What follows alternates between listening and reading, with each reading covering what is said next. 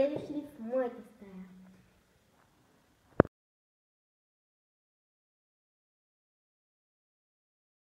Което виждам в стаята си е именно и моята туалетка. Ето и нея. Имам си един нормален тон, който да сядам, разбира се. Тук съм си ставила 4. Много се съдорисна. Имам една си вещ, който ми е много хубаво. От Jumbo е, ако видите. Един изкуствен букет. Исках да сложа в Блиндаун, но после размислих и не го сложих.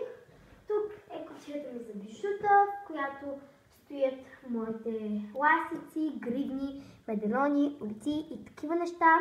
Тук имам едно кремче за ръце, който прави ръцете ви по-меки. То е спрей, не е крем.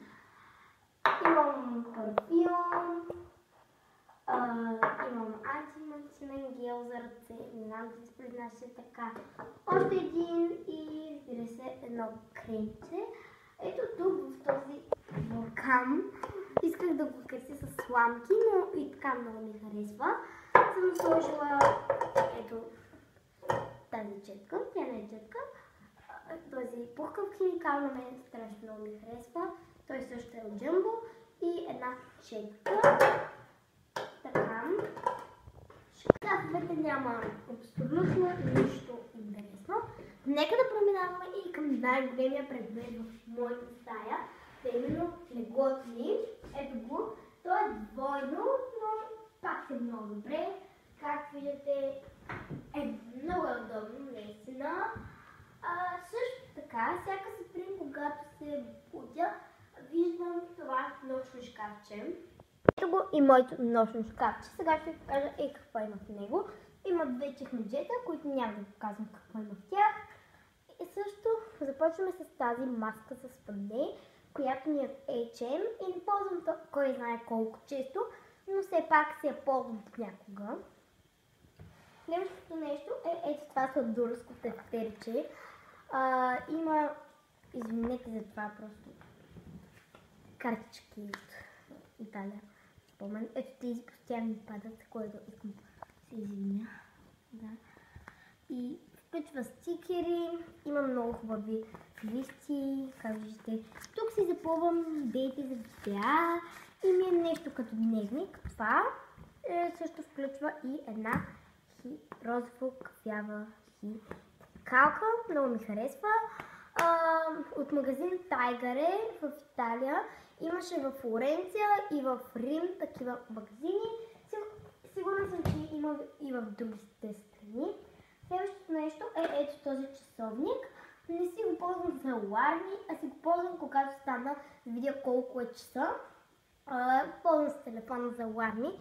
Ето го него. Вътре в картинката му има айвовата кула с пеперуди и един и рози. Също може да се светка. То е време, иначе се държи. Продължаваме към по-цветните неща на моето шкафче, като именно и ето този лосьон. Това е лосьон за тяло. Много ми харесва на балея. Още не съм го изпробвала, аз се го купих чак преди 2 дни. Тази вечер ще го изпробвам. Ето го. На мен златно е цвета, мирише също много хубаво. Това е една маска, която ви показах и в предишното ми видео. Заедно използвахме долната част на маската. Всяка седмица се слага по една маска и така, доволна съм от нея. Тук имам една чаша вода, като винаги, когато си лягам, ми се допива във всеки случай. Ето това е едно лампа. Ето я. Много хубаво свети. Иска да оставя светната. И така. Да продължаваме към последния предмет в моята стая. Именно и гардероба ми. И него той има закачалки. Знам, не съм сложила толкова много. И на рафтове. Това на мен е страшно удобно, защото аз съм свикнала на рафтове и така. Тук имам контакт. Имам контакт от двете страни на леглото. Тук си зареждам телефона всяка вечер, защото през деня съм си изхъбила батерията, сигурно. И така, държа своите раници, като ето тази е за по-официални случаи, като рожден ден и такива неща. Тази ние си я ползвам всеки ден, даже почти всеки ден. Ето тази граница, знам, малко е бебешка, но все пак ми е от детската градина и се ползвам за спортна гимнастика. Продължаваме към последното нещо от моята стая, именно и прозорците. Ето ги тя. Предетата също се пазват много добре в стаята, само че не са много мой вкус, но все пак не искам да ги махам. Ето ги и тя. Нямат комарици и затова постоянно имам бублички в стаята си. Да, ето от тук прекрасно се вижда залеза, наистина. Сега е тъмно и не можете да го видите, но все пак също имам много прекрасна гледка и от този прозорец също.